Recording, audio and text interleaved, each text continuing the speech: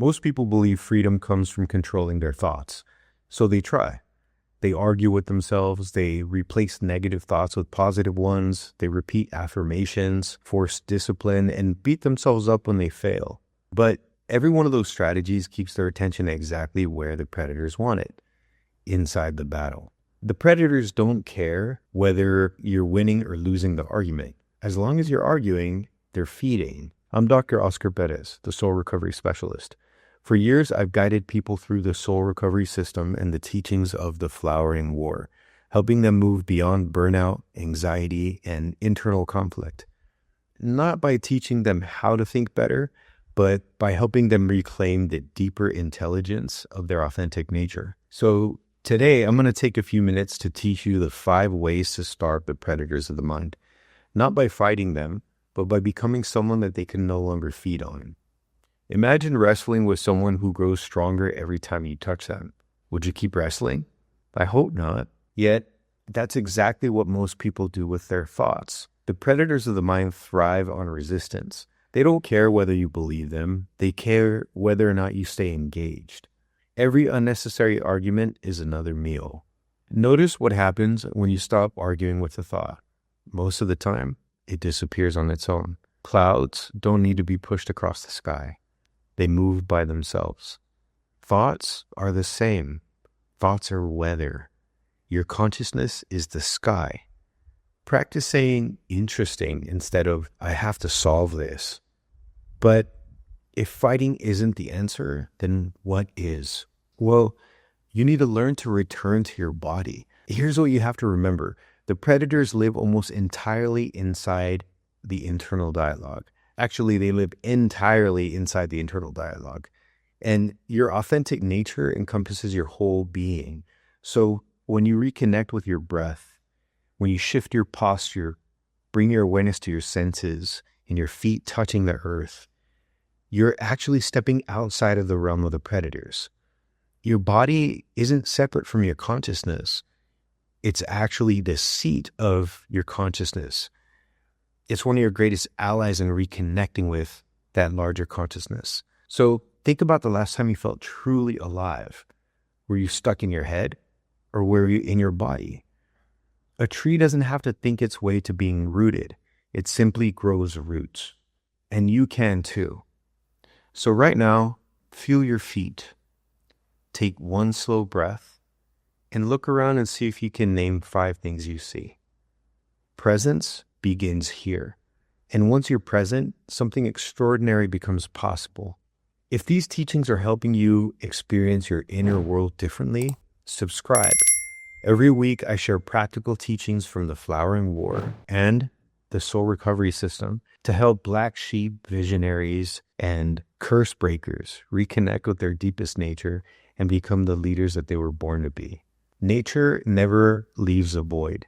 There's a saying, nature abhors a vacuum. So if you stop feeding the predators, something else has to grow in that space. In the Soul Recovery System, we talk about your allies, about gratitude, curiosity, compassion, courage, presence, and wonder. So the question isn't, how do I eliminate fear? It's, what do I want to cultivate instead? Whatever you feed grows. Every single day, you're strengthening one ecosystem and weakening another. The only question is which one. Imagine 2 gardens. One receives water and the other doesn't. You don't have to kill the weeds. Healthy growth eventually crowds them out. So by focusing on what you want to grow, you will see the things that you don't want to grow diminish. So choose one ally to strengthen today. Not 10, but 1. Reconnect with nature every day. So one reason the predators have become so successful is that modern life keeps us disconnected from the living world. Artificial light, screens, constant stimulation, noise. The predators thrive where nature is forgotten. So the more you actually connect with nature, the more it regulates what your mind can't. Have you ever left a forest feeling more fragmented than when you entered? Neither have I. Nature doesn't argue with you. It simply reminds you that your nervous system is meant to experience wholeness, and it shows you what that wholeness feels like. A compass never screams at you to go north. It quietly points the way.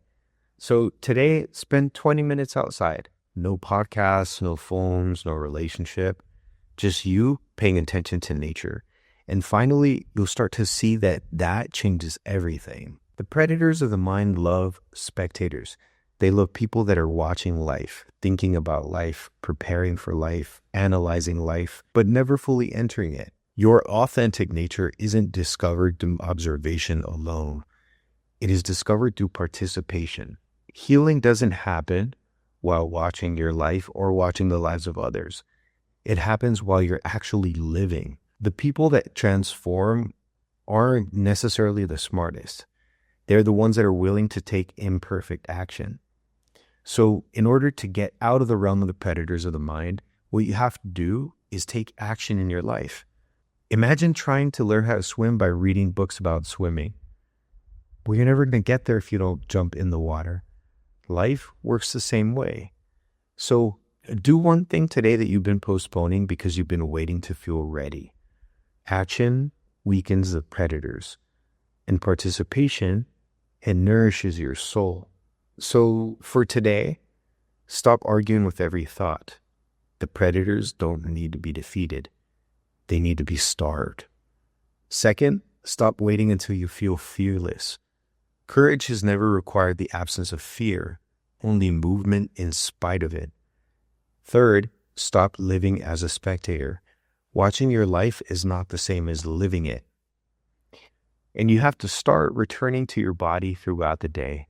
So breathe, feel your feet, look at the natural world around you, reconnect, start feeding your allies. What brings you more gratitude, wonder, curiosity? These are ecosystems in your own inner landscape that connect you to your authentic nature. And start taking one courageous action every day. Not because you're fearless, but because your life matters more than your fear. Tonight, choose one recurring thought that's been following you for weeks, maybe even for years. When it appears, don't argue with it. Don't suppress it. Don't replace it with positive affirmations. Just notice it. Take one slow breath. Place both feet on the floor, preferably barefoot outside, and feel your body. Then ask yourself, what action would nourish life right now? Not how do I defeat this thought, but what action would strengthen my authentic nature? Maybe it's going for a walk outside, or calling a friend, or writing down your ideas on a page, practicing gratitude. Do that, and then see what happens. You may discover that the thought loses its power, not because you defeated it, but because you stopped feeding it. Before I leave you, I want to see how far you've come in this series. We started with the truth that burnout isn't actually the problem. Then you learned that the predators of the mind have a strategy. You discovered that the voice in your head isn't always yours. And you met 3 of the predators by name: the one that mocks you, the one that tempts you, and the internal enemy. You also learned how overthinking feeds them. And today, you discover the deepest truth of all. The path isn't winning an inner war. It's withdrawing your life force from the predators of the mind and investing it into what makes your authentic nature flourish. The goal of soul recovery isn't to become someone who never hears the predators or never deals with them. It's to become someone who recognizes them without surrendering to them. The warrior of the flowering war isn't defined by endless battle. The warrior is defined by devotion. Devotion to life, to truth, to nature, to love, to service, and to purpose. Every day, you decide what receives your attention, and whatever receives your attention receives your life force. Feed fear and fear grows. Feed resentment and resentment grows. Feed your authentic nature and eventually the predators discover that there's nothing left for them to devour in you. That's not just freedom. That's the beginning of becoming fully alive. If you follow this series from the beginning, you've done more than learn a new idea. You've started developing a new relationship with your own inner world. If this video served you, subscribe, and share the series with someone who's ready to stop living from fear and start living from their deepest nature. And if you're ready to go beyond information into transformation, watch the free Soul Recovery Masterclass that's linked below. I'll walk you through the complete soul recovery framework, show you how the predators of the mind, soul loss, internal geographies, and ancestral healing all fit together, and introduce you to the practices that we use inside the soul recovery system to help visionary leaders reclaim their energy, their purpose, and their authentic lives.